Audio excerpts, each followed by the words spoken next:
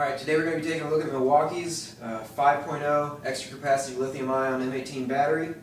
We'll go ahead and take a closer look and compare it to the 2 amp hour and also competitors.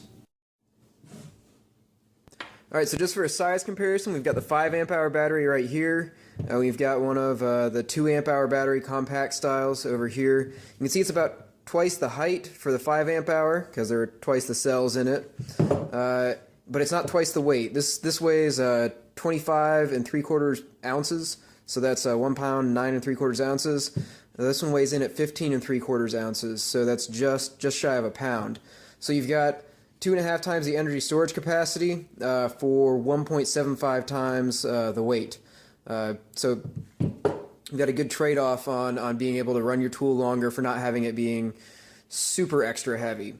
And plus, with the 5 amp hour and the 4 amp hour extra capacity batteries, you can actually supply more current to the tool without the battery overheating. That's because you've got 2 sets of cells in parallel. So you can supply theoretically double the current. I don't think actually the controls in the battery allow for quite double the current, but it's significantly more powerful. And the fuel tools are really the models that take advantage of that.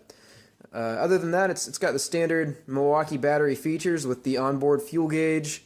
It's got 4 LEDs on it, and you got your standard slide style pack.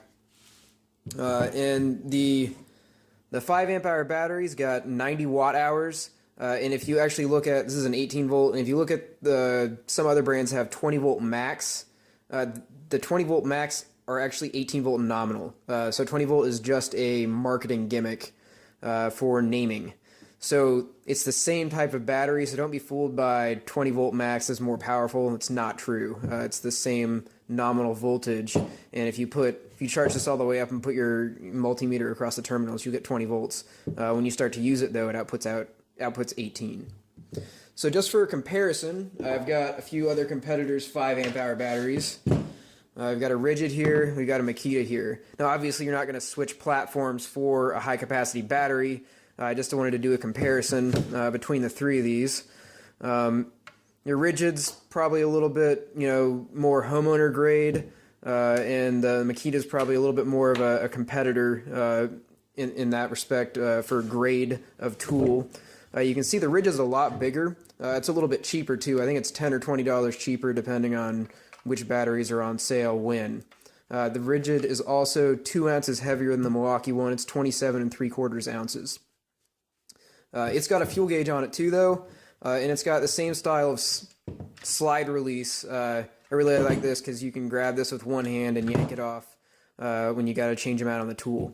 You can also pick these ones up. You don't have to put them in a tool to figure out if you've got a fully charged battery. The Makita beats both these other ones in weight. It's actually 4 ounces lighter than the Milwaukee, so you're sitting right at 21 3/4 ounces. But it's sacrificed a little bit. The smarts, I don't believe, are on this battery. They're in the tool. And also, it doesn't have an onboard fuel gauge. So there's no way to tell if you've got a fully charged battery unless you actually put it in a tool and pull the trigger on the tool, which is kind of annoying. So, also, I can never feel like I get as good of a grip on the slide release that they have for their battery styles. I much prefer the grip style that the Rigid and the Milwaukee batteries have. So each of these batteries actually has a pro. Depending on which battery system you're on, they're actually all great options. Once again, they're not a reason to switch a tool platform. Milwaukee's a good all-around performer. Read over on the tool guide forums that it's been more weatherized, so it's more waterproof, more shock resistant than previous M18 battery versions. You've got your good value for the money with the Rigid, and you've got your pure performance with lightest weight, but doesn't have all the bells and whistles with the Makita. So whichever platform you're on, really recommend any of these 3 batteries respectively. So now you've seen how the M18 battery stacks up against the competition. It's definitely a recommendation for any of the heavier use tools you've got with Milwaukee's platforms. You saw in my previous video with the 1-key hammer drill, it got 34.5 holes through solid 4-inch concrete block with a 5/8 inch masonry bit. So that's quite a bit of runtime for a hammer drill. It runs the M18 floodlight for 4 hours on high, and that's putting out 1.25 amps of current to run that light on high at 3,000 lumens. As far as charge time goes, the 5 amp hour battery charges on the rapid charger in an hour. I ran a test and completely ran the battery empty. Then I put it on the charger and timed it with a stopwatch, and I noticed it start blinking green, which means it's 80%, at right around 45 minutes. It was just after 45 minutes. I think it was like 45 and 30 seconds or something like that. So that's right around 75% full, and then after an hour, at 59 minutes, I noticed the green light was on solid, which means it was fully charged. So probably, since both of those markers are right on track, it's probably roughly an hour charge time each time. That's on the rapid charger, though, which Milwaukee claims is up to 40% faster for charging M18 batteries and M12 batteries.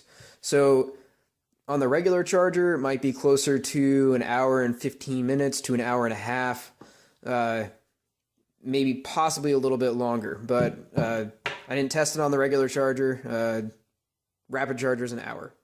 So there you have it. Definitely a thumbs up. If you've got the M18 platform, it's a solid buy. So hopefully this review was helpful. Let me know if you have any questions in the comment section below. And once again, don't forget to subscribe.